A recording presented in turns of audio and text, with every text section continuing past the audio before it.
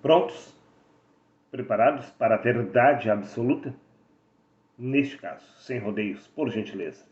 Me acompanhe na leitura do Evangelho de Marcos, no capítulo 10, versículos 26 e 27, onde o próprio Jesus afirmou: Quem poderá, pois, salvar-se?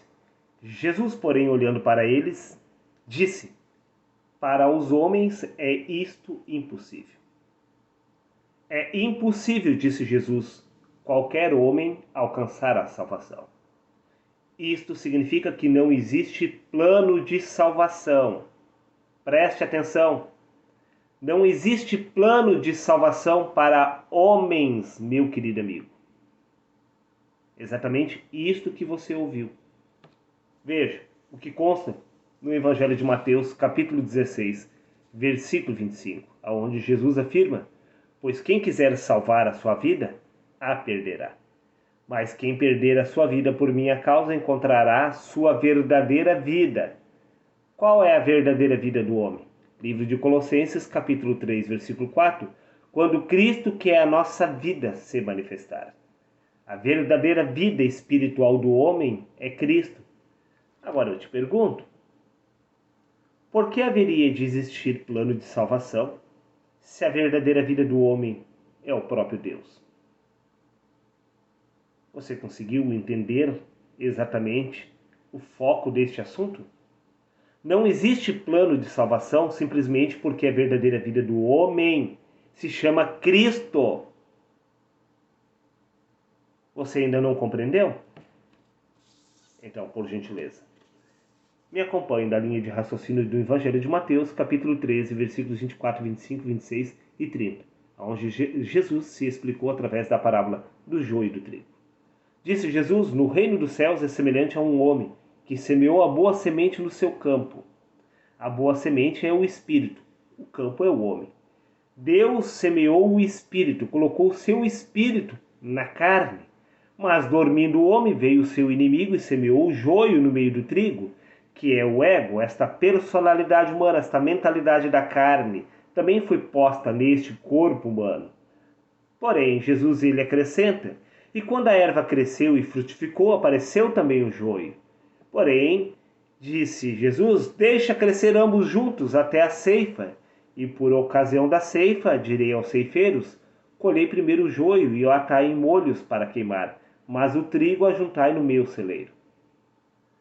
Não existe condenação para o trigo, que é o espírito. Condenação existe apenas para o joio.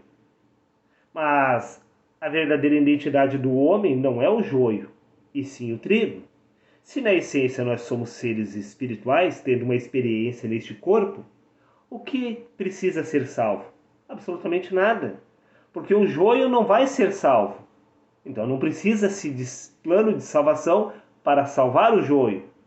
Mas nesta mesma linha de raciocínio, o espírito também não precisa de salvação, porque não existe condenação para o espírito, senão para o joio. Você consegue compreender? Veja o que consta no livro de Romanos, capítulo 3, versículo 10. Como está escrito, não há um justo, nenhum sequer. Todos, na essência, somos o próprio joio, humanamente falando. E não existe salvação para o joio, conforme consta no livro de Romanos, capítulo 9, versículo 8. Isto é, não são os filhos da carne que são filhos de Deus. Os filhos da carne não serão salvos. Não há um joio sequer que será salvo no celeiro. Somente o trigo?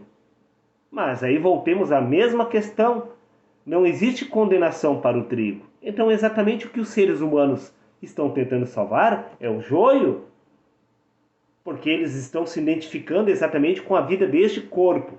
Mas a verdadeira vida do homem nada tem a ver com a vida deste corpo, porque a verdadeira vida do homem é Cristo. Cristo não corre o risco de ser condenado. Então você não precisa buscar a salvação, porque a sua verdadeira identidade espiritual nunca correu o risco de perdição alguma, meu querido amigo. O que foi condenado é o joio. Então não adianta clamar por salvação para o joio, porque o joio já foi predestinado à destruição. Porém, preste atenção, meu querido amigo. Veja o que consta no livro de Romanos, capítulo 8, versículo 3. Condenou Deus o pecado na carne. É a carne que vai morrer para pagar o preço do seu próprio pecado. Mas se a verdadeira identidade do homem é espiritual, por que os seres humanos estão temendo a morte do corpo? Você não entendeu? Condenou Deus o pecado na carne, não no espírito. É a carne que peca, é ela que morre. Veja, no livro de Ezequiel, capítulo 18, versículo 20, diz: a alma que pecar, essa morrerá. A alma é justamente esta carne viva. Você já ouviu falar, por acaso, o espírito que pecar, este morrerá? Não, porque o espírito é santo. O espírito pertence a Deus, o espírito não peca. A carne, sim, o ego, o joio peca. E a condenação recai sobre a carne. Condenou Deus o pecado na alma, ou seja, na carne. A alma não é um ser espiritual, e sim natural, porque primeiro é o natural, depois o espiritual, meu querido amigo. Veja o que consta, preste atenção, Evangelho de João, capítulo 6, versículo 63. O espírito é o que vivifica, a carne para nada se aproveita. Por isto, o pecado foi condenado na carne, porque a carne inevitavelmente irá morrer. A carne não se aproveita para nada. A sua verdadeira identidade não é humana, e sim espiritual. Então, o que exatamente você está tentando salvar é o joio? As pessoas clamam na igreja: Senhor, eu preciso da tua redenção, eu preciso alcançar a salvação. Preste atenção, não existe plano de salvação para o joio. Não existe plano de salvação para a carne. Os seres humanos estão tentando salvar exatamente esta personalidade humana, que é representada pelo ego, que é proveniente da carne.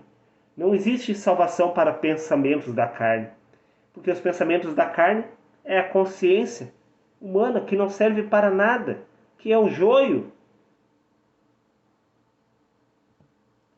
Meu querido amigo, você já ouviu Deus falar que o espírito irá pecar?